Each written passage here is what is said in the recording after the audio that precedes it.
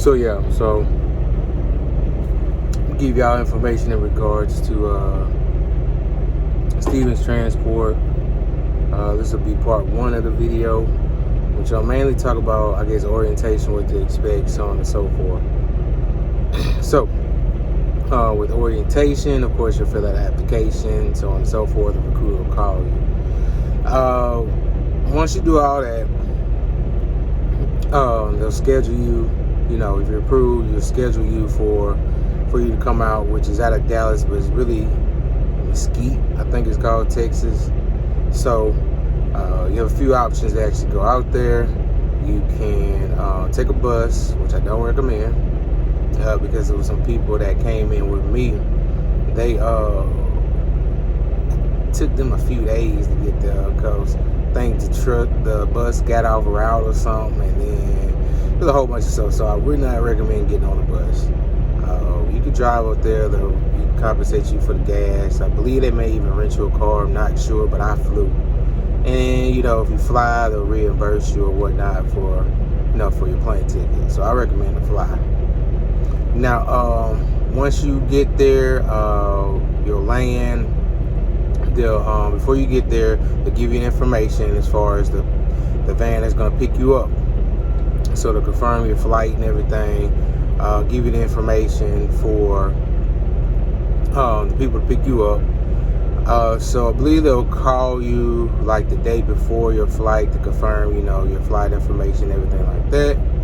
And then once you actually land, you'll call the people to pick you up.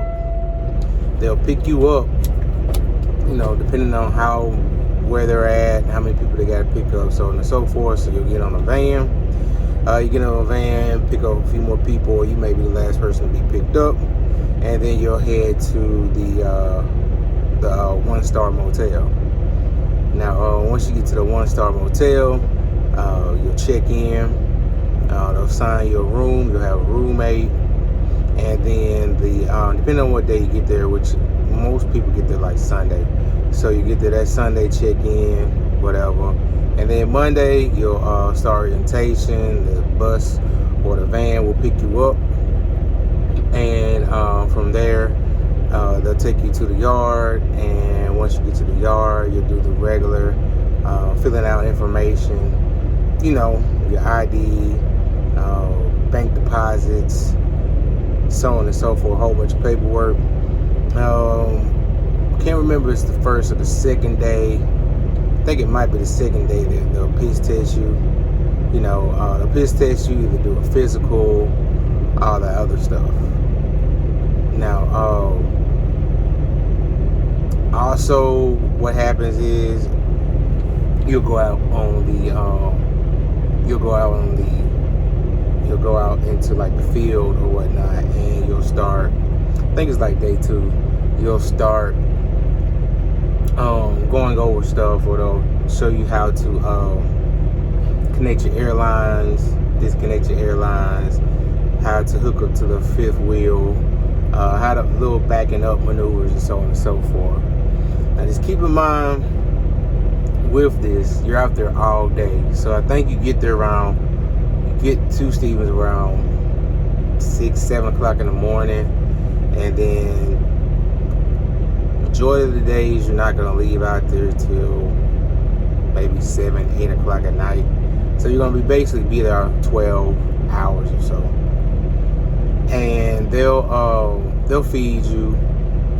So the hotel that you're at, or the motel that you're at, they provide breakfast.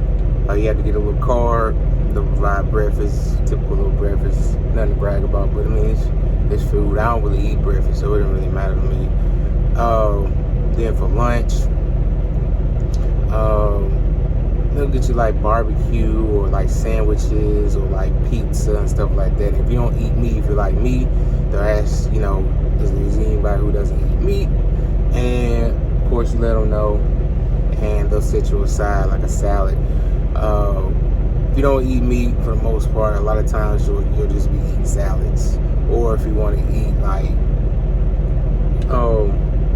they have like a barbecue place or some place that has like home style meals. You know, you may get like mashed potatoes and gravy, or green beans, so on and so forth. So anyway, you'll be out there for about 12 hours or so for a few days.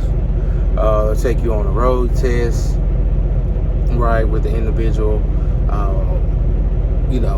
Just making sure you can halfway drive, easy, simple. They have you do a few backing maneuvers or whatnot, so on and so forth.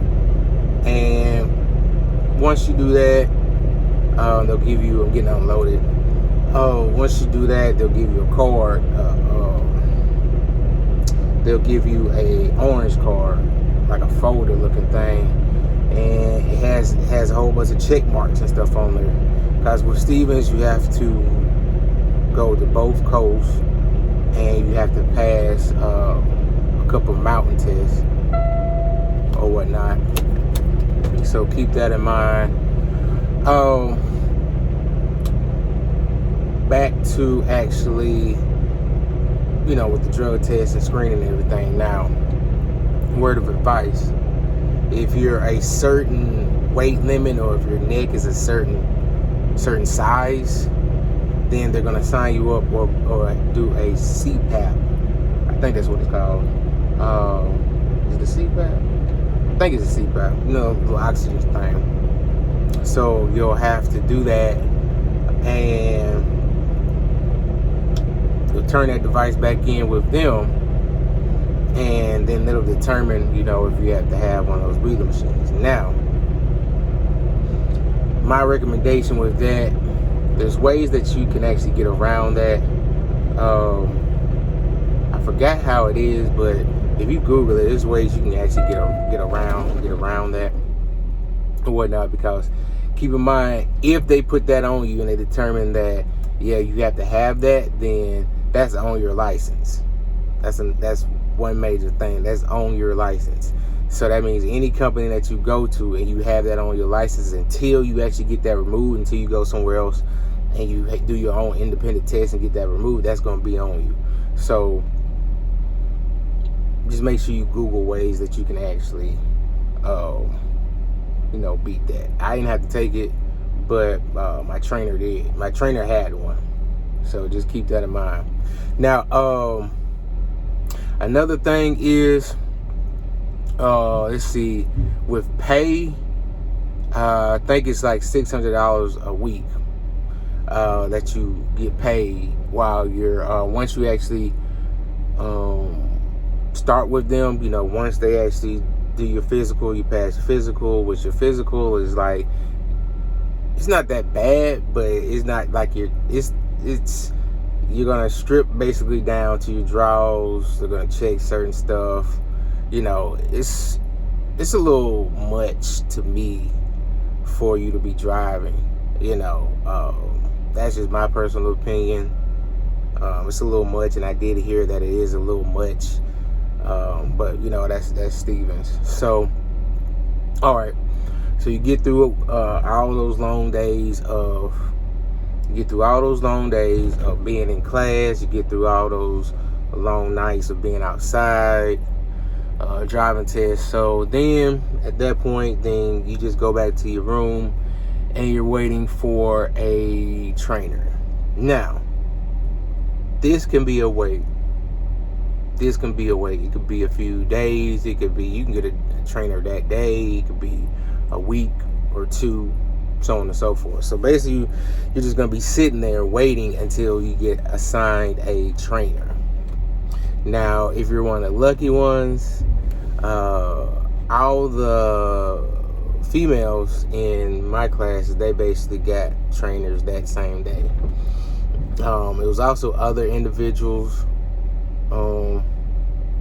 they got trainers that same day, or trainers within 24 hours. I did notice that it was certain type of individuals that got trainers quickly, and other types who didn't. I talked about that with some of my other classmates, and you'll notice, that it'll only be certain types of students that are still at the motel. I'll just put it that way. If you can read between the lines, you'll get it, But anyway, you'll get a trainer.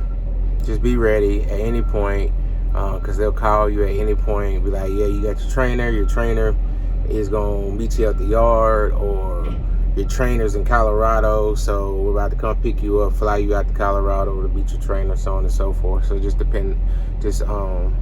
on the lookout for that, because you do have to be available whenever they call you for that trainer, whatnot. So good luck with that. So yeah, with them it's 240 hours, which just depends on the given situation, because with my trainer, he was a great trainer. He was actually an owner out, and normally it's 240 hours, which you can really get done with that if you run 10 hours a day. You can get done in 3 to 4 weeks or whatnot. But mine took, it was funny, mine took 6 weeks, because of the simple fact my trainer had a situation with his truck, so we were stuck in California for like 4 days, where that was like 40 hours, 40, damn near 50 hours that I missed out on. That was just sitting there. Then it was another issue, actually came down to the truck, because it wasn't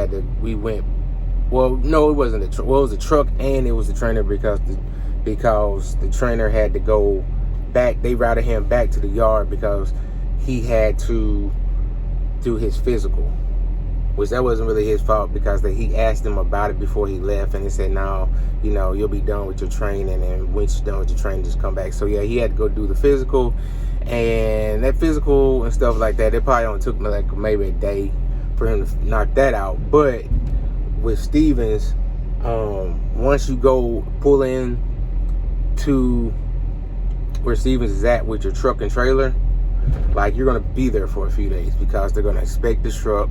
So once they inspect your truck, that's a whole nother thing.